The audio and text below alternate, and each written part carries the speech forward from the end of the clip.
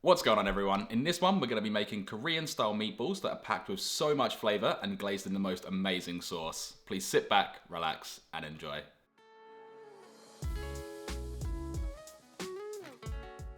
Alright guys, let's start this off with 500 grams or 1.1 pounds of beef mince or ground beef that's been placed into a mixing bowl, and for this we're going to need 2 large cloves of freshly peeled garlic as well as 1 small piece of fresh ginger that weighs 25 grams or 0.8 ounces. With the ginger, the best way to peel it is with a small spoon, and this is going to massively reduce the wastage compared to slicing or peeling, and also don't let it get in your eye as this stings quite a bit.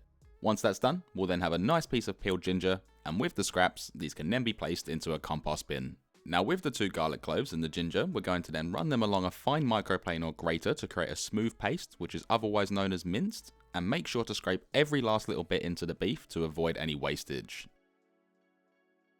Next, grab 2 individual spring onions or scallions and proceed by slicing off the roots, to which we can then save for a stock. Slice the onions in half, separating the stem end from the root end, and pop the stems aside for a sec. With the root ends, very thinly slice them up into circle-shaped pieces, and these right here are going to be used in the meatballs, and with the stem ends that we're going to be slicing on an angle to create diamond or oval-shaped pieces, these are going to be used as a garnish for the final product.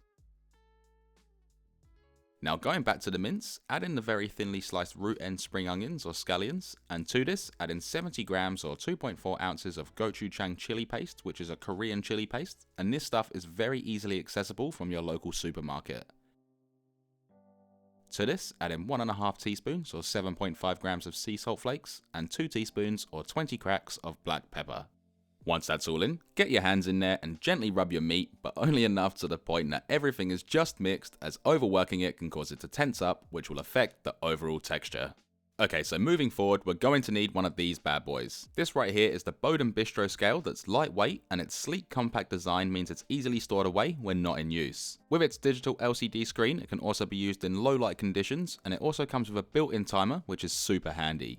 Coming with a grip top surface, you can easily secure a bowl or plate on the top without the worry of causing a mess. And with this scale being able to register 1/10 of a gram or 0.03 ounces all the way up to 5 kilos or 11 pounds, it makes jobs like this where we need to weigh out our meatballs to 50 grams or 1.7 ounces extremely easy. If you're interested in these Bodum scales, be sure to check out my link in the description below. It will take you directly to Bodum's website, which also has worldwide shipping, and you'll also be helping me out as a creator to continue making these videos. Thanks guys, and let's get straight back into it.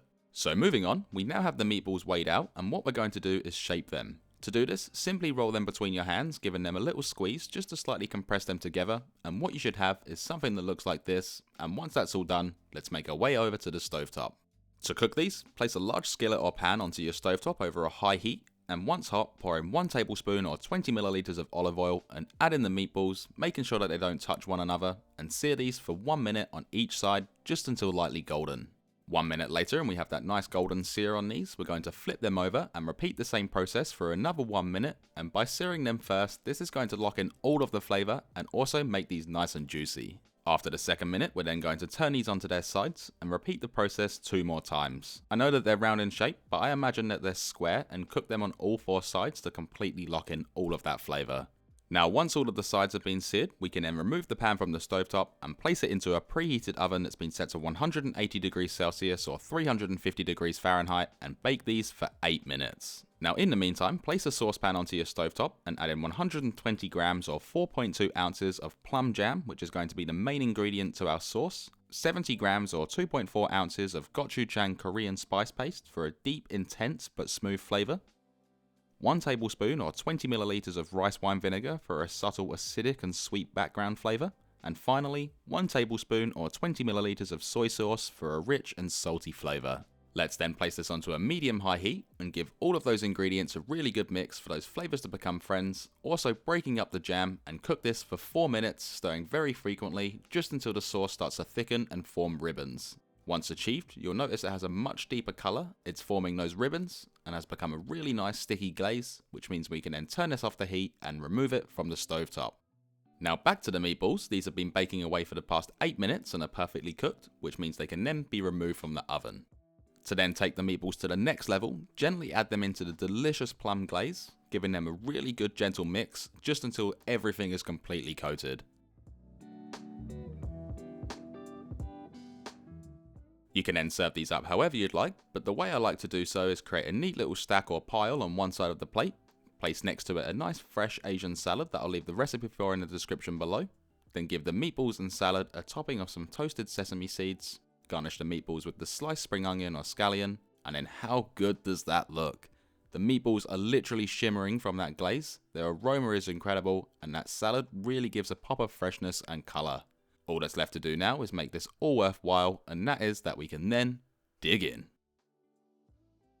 So that's it. These meatballs right here can be served with so many different things, which I'll leave all of the details about in the description below, or you can simply eat them on their own. This recipe right here makes 12 50-gram meatballs, and it can easily be doubled, tripled, and so on. And as for storage, there's a few different ways you can store it, and you can stop and start at certain stages of this recipe, so I'll leave all of the details about that in the description below.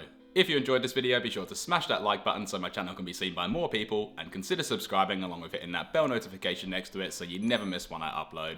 Also, we're so close to 200,000 subscribers now, and I seriously cannot thank you all enough. Thanks for watching everyone, stay safe and enjoy.